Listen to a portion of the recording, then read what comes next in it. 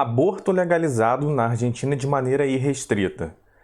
Quais são as condições que isso aconteça aqui no Brasil também? Quer saber? Acompanhe o debate comigo.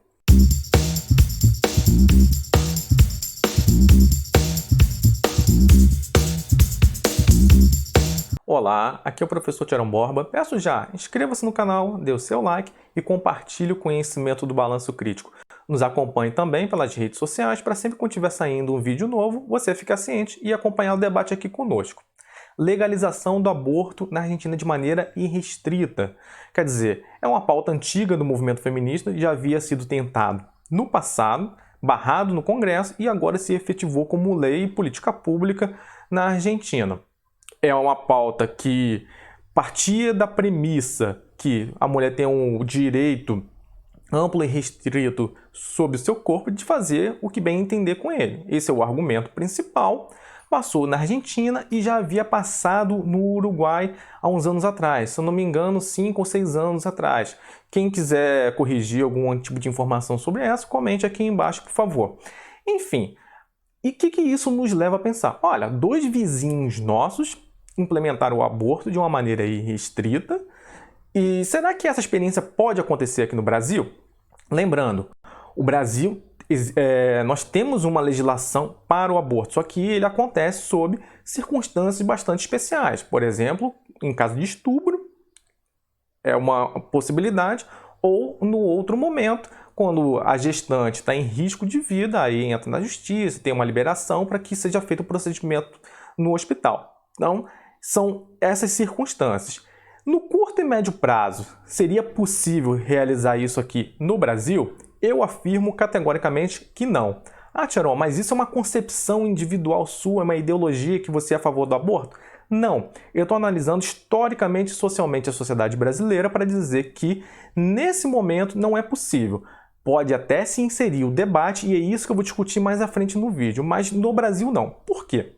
O Brasil, por mais que tenha uma experiência histórica parecida, similar com o Uruguai e a Argentina, no sentido que fomos países colonizados por uma cultura ibérica, uma cultura imersa num sistema judaico-cristão de regras, não quer dizer que isso tenha se prosseguido historicamente da mesma forma.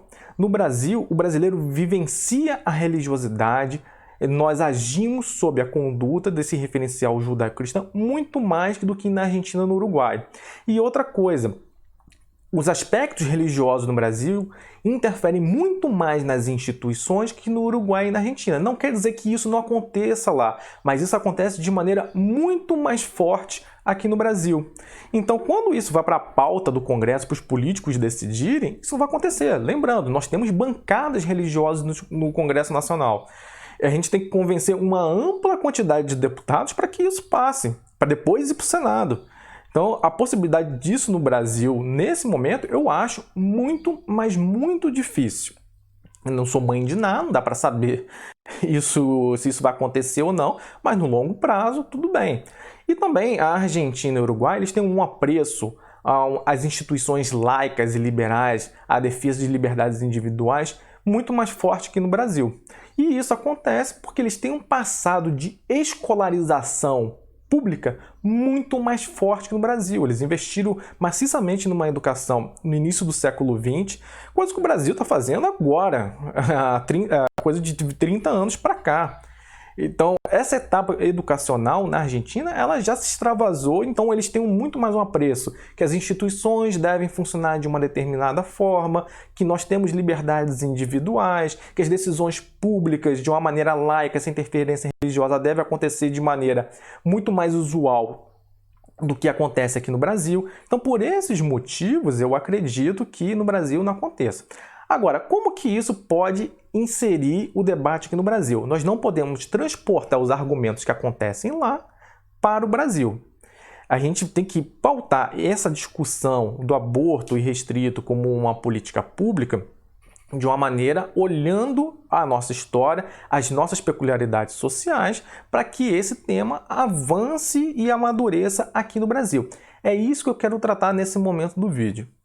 A inserção da discussão do aborto, sua legalização irrestrita, bastante ampla, diferente da legislação atual aqui no Brasil, como que ele deve acontecer? A primeira questão é mostrar para a pessoa que é contra ou a favor do aborto que existe algo além das condutas ético-morais individuais para você fazer uma escolha mais racional para uma política pública.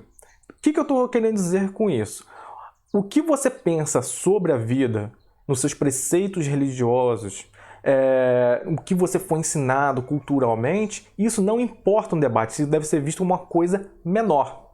Então você está falando que a legalização do aborto não fere a vida? Não estou discutindo isso. A discussão é o seguinte: essa legislação atual aqui no Brasil, ela ajuda a sociedade de uma maneira geral a preservar vidas ou ela leva mais pessoas à morte? Por exemplo, a legislação atual, a gente sabe de pesquisas que levam milhares de mulheres à clandestinidade para fazer o procedimento do aborto e lá morrem a mulher e o feto, né?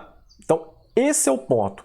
Então, quer dizer que você liberar o aborto vai acontecer mais ou menos mortes. Então, esse é o ponto de vista do debate de uma maneira racional. Para além da questão feminista, do quê? Do corpo, do direito amplo do corpo, que é uma posição política.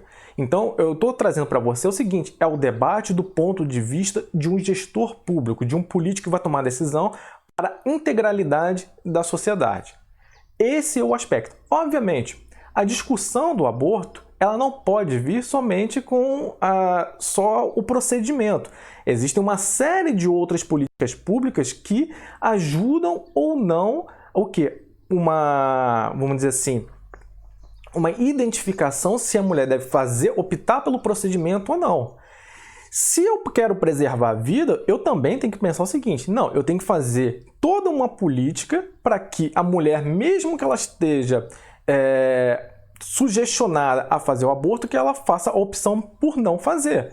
Então, o que isso significa?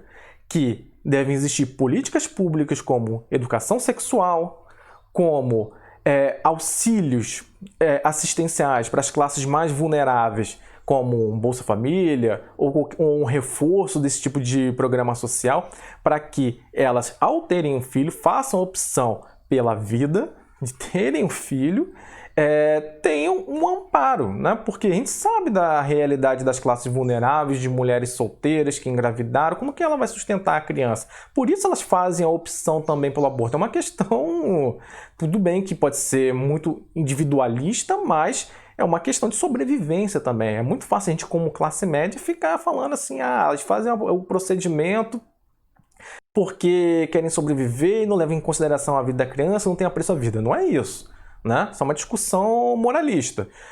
Por isso que é importante você ter programas que auxiliem crianças, famílias, né, ou mães que tenham filhos em idade escolar, para que ela não seja sugestionada, não esteja predisposta a fazer o procedimento do aborto. Então, o que eu estou assumindo com isso?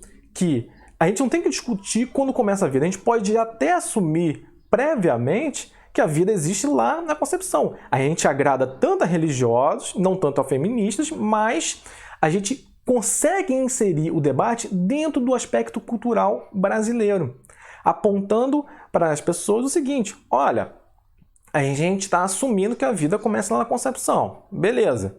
Mas o que a gente está fazendo hoje? Está preservando mais a vida ou menos a vida? E o problema é que quando a gente fala em educação sexual nas escolas, políticas públicas como programas assistenciais como o Bolsa Família, outro programa que seria interessante, um fortalecimento de planejamento, de ideia de planejamento familiar, tanto nas escolas como nas secretarias de promoção social nos municípios. Todas essas políticas, as pessoas conservadoras que são contra o aborto também são contra. Então não tem como você, que é conservador, unir essas duas pautas. Ser contra o aborto e ser contra a política social. Não. Se você é contra o aborto, você tem que reforçar muito mais política social. E a feminista, né, no caso, estou colocando aqui como são as pessoas a favor do aborto irrestrito, elas também têm que pensar o seguinte: eu posso abrir mão do meu discurso, né, do direito restrito ao corpo e ter um discurso mais racional falando, olha, não só das feministas, né, gente? Existem homens que defendem também o aborto restrito, mas que coloque de maneira mais racional, mostrando uma relação de integralidade da sociedade. O que causa mais ou menos dano? Assim a gente racionaliza o debate. Então, é isso que eu queria chamar a atenção de vocês. Se vocês gostaram do vídeo, dê o seu like, comente aqui embaixo. Se não gostou do vídeo, dê o seu dislike, mas comente aqui embaixo também. Um abraço, até a próxima.